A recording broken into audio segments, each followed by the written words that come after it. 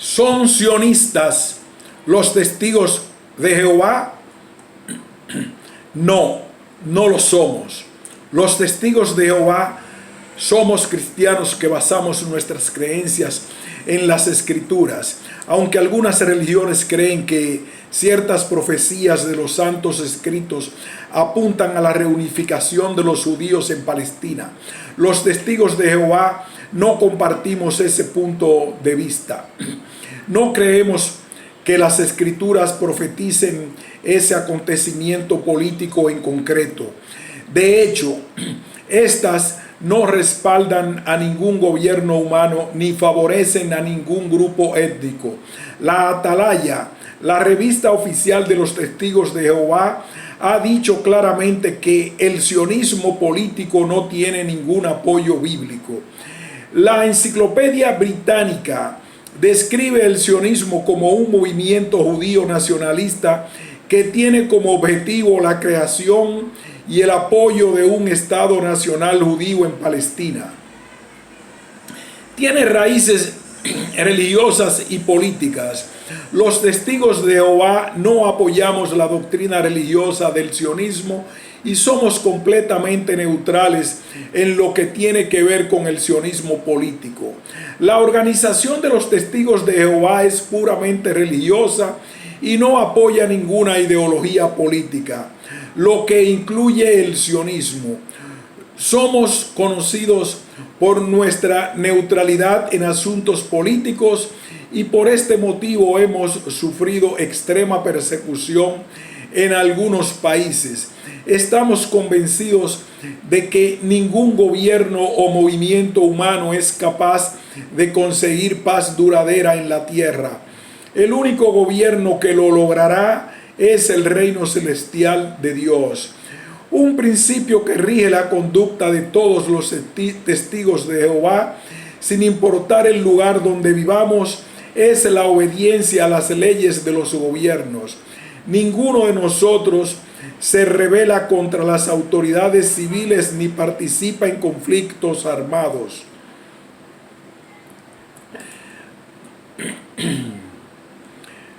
¿Predijo la Biblia el establecimiento del Estado de Israel? Lo que está sucediendo actualmente en el Oriente Medio mantiene ansioso al mundo entero. Los ataques con misiles, los enfrentamientos entre grupos armados y los atentados terroristas son cosas de todos los días. Añádase a este cóctel explosivo la posibilidad de que se utilicen armas nucleares. Con razón hay tanta gente preocupada. En mayo de 1948, el Oriente Medio también mantuvo en vilo a la comunidad internacional. En aquel tiempo, hace 62 años, el mandato británico sobre lo que entonces se conocía como Palestina estaba llegando a su fin y la guerra era inminente. El año anterior, las Naciones Unidas habían aprobado la creación de un Estado judío independiente en parte de los territorios ocupados, algo que los países árabes vecinos habían jurado impedir a toda costa. La propuesta línea de partición no será más que una línea de fuego y sangre, advirtió la Liga Árabe. Eran las 4 de la tarde del viernes 14 de mayo de 1948. Faltando solo unas cuantas horas para que se acabara el mandato británico, 350 personas se hallaban reunidas por invitación secreta en el Museo de Tel Aviv, donde se haría el tan esperado anuncio del nacimiento del Estado de Israel. La reunión se celebró bajo estrictas medidas de seguridad, pues se temía un ataque por parte de los numerosos enemigos del nuevo Estado. David Ben Gurión, el líder del Consejo Nacional Judío, leyó la Declaración de Independencia de Israel, que en parte decía: nosotros, miembros del Consejo del Pueblo, representantes de la comunidad judía de Eretz Israel, Palestina, en virtud de nuestro derecho natural e histórico y basados en la resolución de la Asamblea General de las Naciones Unidas, proclamamos el establecimiento de un Estado judío en Eretz Israel, que será conocido como el Estado de Israel. El cumplimiento de una profecía bíblica. Según algunos protestantes evangélicos, el establecimiento del Estado de Israel cumplió una profecía bíblica. Por ejemplo, en su libro Cuenta regresiva a Jerusalén, el pastor John Hake declara: esta ocasión trascendental fue registrada por la pluma del profeta Isaías cuando dijo: nacerá una nación de una vez. Isaías 66:8. Fue el momento más grandioso en la historia profética del siglo XX. Era una evidencia pura para que los hombres vieran que el Dios de Israel estaba vivo. Es cierto esto, predijo Isaías 66:8, el establecimiento del Estado de Israel fue el 14 de mayo de 1948, el momento más grandioso en la historia profética del siglo XX. Si el actual Israel sigue siendo nación escogida de Dios y si Él la está utilizando para cumplir sus profecías, esto sería de gran interés para los estudiantes de la Biblia de todo el mundo. La profecía de Isaías dice: ¿quién ha oído cosa como esta? ¿Quién ha visto cosas como estas? ¿Acaso una tierra será producida con dolores de parto en un solo día? ¿O nacerá una nación de una vez? Porque Sión ha entrado en dolores de parto y también ha dado a luz sus hijos. Isaías 66:8. Este versículo predice el nacimiento repentino como en un solo día de toda una nación. Pero ¿quién causaría ese nacimiento? El siguiente versículo revela la respuesta. En cuanto a mí, haré que se rompa a través y no haré que se dé a luz, dice Jehová. O estoy haciendo que se dé a luz y realmente causo un cerramiento, ha dicho tu Dios. Jehová aclara que sería Él mismo quien causaría el asombroso nacimiento de una nación. El Estado de Israel es una democracia secular que oficialmente no toma en cuenta al Dios de la Biblia. Cuando en 1948 los israelíes se constituyeron en un Estado independiente, ¿le atribuyeron el mérito a Jehová Dios? No. De hecho, en ninguna parte del texto original de la declaración aparecía la palabra Dios, y mucho menos su nombre. En cuanto al texto final, un libro de historia comenta: en la reunión que tuvo el Consejo Nacional a la 1 de la tarde, sus miembros todavía no podían ponerse de acuerdo con respecto a la redacción de la Declaración de Independencia. Los judíos practicantes querían que se hiciera referencia al Dios de Israel, pero los seculares se opusieron. Al final, Ben Gurión decidió poner el término hebreo para roca en lugar de Dios. Great moments in Jewish history. Hasta el día de hoy, Israel fundamenta su derecho a ser un Estado independiente en una resolución de las Naciones Unidas y en lo que él mismo denomina el derecho natural e histórico del pueblo judío. Es razonable esperar que el Dios de la Biblia realizara el milagro profético más importante del siglo XX a favor de un pueblo que rehúsa atribuirle el mérito a él. Dos actitudes muy diferentes. La actitud secular del Estado de Israel no tiene ni punto de comparación en la actitud que manifestaron los israelitas de la antigüedad. En 537 antes de nuestra era, después de que los babilonios la hubieran dejado desolada y deshabitada por 70 años, la nación de Israel volvió a nacer como un solo día. En aquel año el rey persa Ciro el Grande, quien había conquistado Babilonia, permitió que los judíos regresaran a su tierra. Esdras 1:2. Qué manera tan asombrosa de cumplirse la profecía de Isaías 66:8. Además de que Ciro reconoció la mano de Jehová en los sucesos del año 537, los israelitas que regresaron a Jerusalén lo hicieron con el propósito concreto de restaurar el templo y la adoración de Jehová. El Estado de Israel, en cambio, nunca ha expresado oficialmente semejante deseo o intención. Es todavía la nación escogida. En el año 33 de nuestra era, Israel perdió su privilegio de ser la nación escogida de Dios cuando rechazó a su Hijo, el Mesías. Según Jesús mismo lo expresó así: Jerusalén, Jerusalén, la que mata a los profetas y apedrea a los que son enviados a ella. Miren, su casa se les deja abandonada a ustedes. Mateo 23:37. Estas palabras se cumplieron en el 70 de nuestra era, cuando las legiones romanas destruyeron Jerusalén y su templo y pusieron fin al sacerdocio. Ahora bien, ¿qué sucederá con el propósito de Dios de que hubiera una nación que fuera su propiedad especial de entre todos los demás pueblos, un reino de sacerdotes y una nación santa? Éxodo 19:5.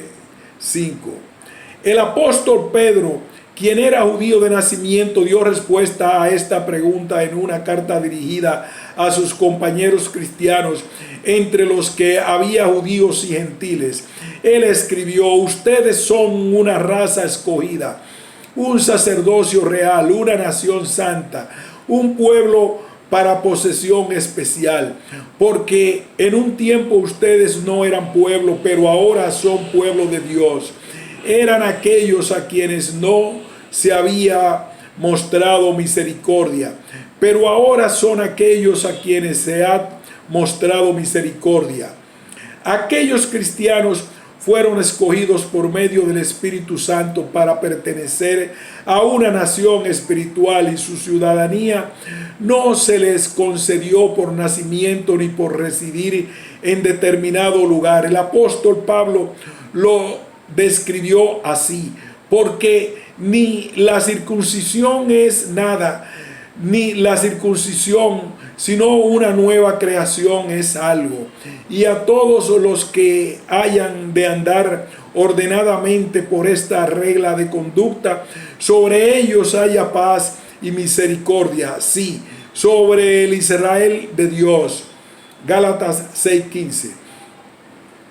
El Estado de Israel ofrece la ciudadanía a cualquier judío de nacimiento o converso al judaísmo. Sin embargo, solo quienes sean obedientes y rociados con la sangre de Jesucristo pueden convertirse en ciudadanos de la nación a la que la Biblia llama el Israel de Dios.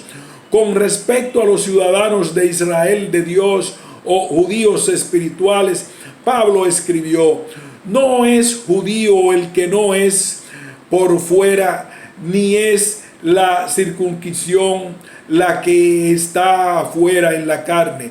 Más bien es judío el que lo es por dentro, y su circuncisión es la del corazón por espíritu y no por un código escrito.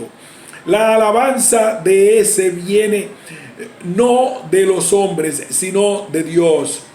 El versículo nos ayuda a comprender un polémico comentario que hizo Pablo en su carta a los romanos. Él explicó que los judíos naturales incrédulos se asemejaban a ramas de olivos simbólicas que habían sido cortadas para injertar en su lugar ramas de acebuche u olivo silvestre.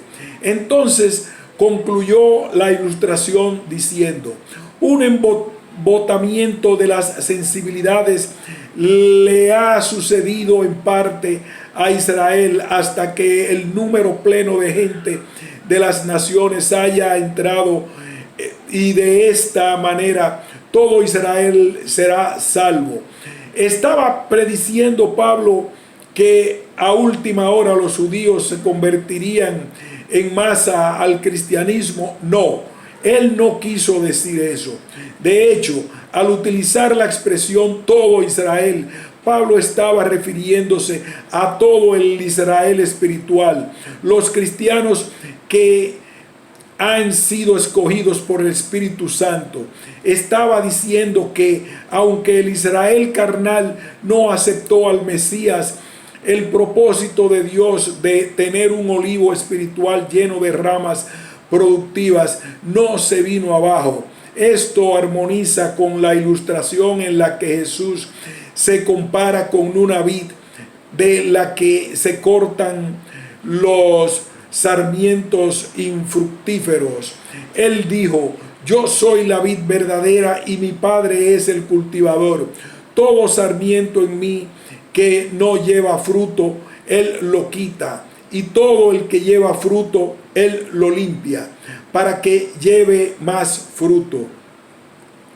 Así pues, aunque el establecimiento del Estado de Israel no estaba predicho en la Biblia, el del Israel espiritual sí lo estaba. Y quienes descubran cuál es esta nación espiritual y se unan a ella, disfrutarán de bendiciones eternas. Génesis 22:15.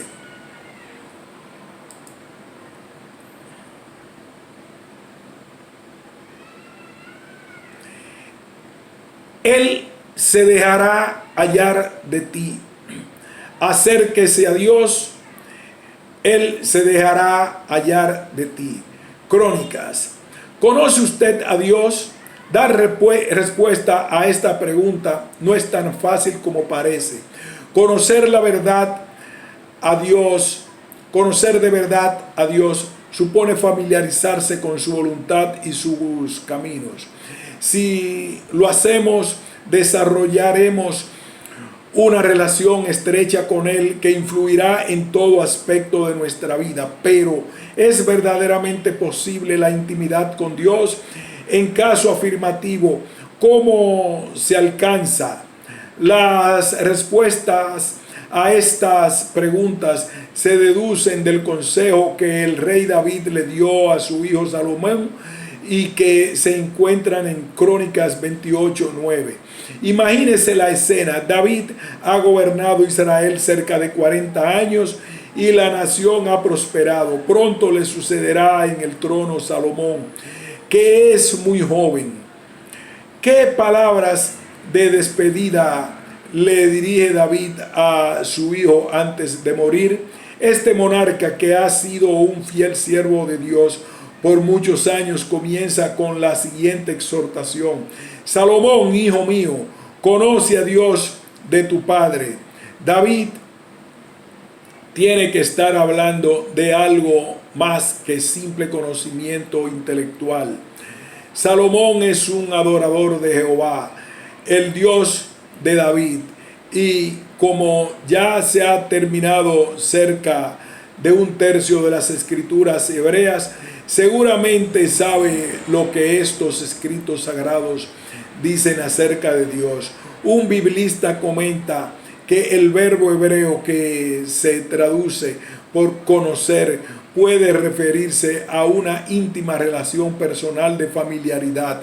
Esto, claro que David desea que su hijo cultive una estrecha relación con Dios, algo que siempre había significado mucho para él. Dicha relación influiría profundamente en el criterio y el modo de vivir de Salomón. David ahora ofrece a su hijo este consejo: sírvele a Dios con corazón completo y con alma deleitosa. Cabe destacar que primero le dice a su hijo que conozca a Dios y luego lo insta a servirle. Lo normal es que cuando uno conoce bien a Dios se sienta impulsado a servirle. No obstante, no debemos hacerlo con un corazón irresoluto o con indecisión, ni con un corazón doble o hipócrita. David le ruega a su hijo que sirva a Dios con ganas y de todo corazón. ¿Por qué anima David a su hijo a adorar a Dios con el motivo y modo de pensar correctos? Él mismo explica: todos los corazones Jehová los está escudriñando, y toda inclinación de los pensamientos la está discerniendo. Salomón no debe servir a Dios solo para complacer a su padre, pues Dios busca a quienes se sienten inclinados a servirles de todo corazón. Seguirá Salomón el ejemplo de su padre y se convertirá en alguien allegado a Jehová. Todo depende de él. David le dice: si tú lo buscas, él se dejará hallar de ti, pero si lo dejas, él te desechará para siempre. Así es, a fin de tener una relación estrecha con Dios, Salomón debe esforzarse por conocerlo. El consejo paternal de David nos garantiza que Jehová quiere que desarrollemos una estrecha relación con Él. Para ello tenemos que buscarlo y llegar a conocerlo a fondo, profundizando en las Escrituras. Dicho conocimiento debería motivarnos a servirles con ganas y de todo corazón. Eso es precisamente lo que Jehová desea y se merece. Mateo 22:37. Fin de este ensayo.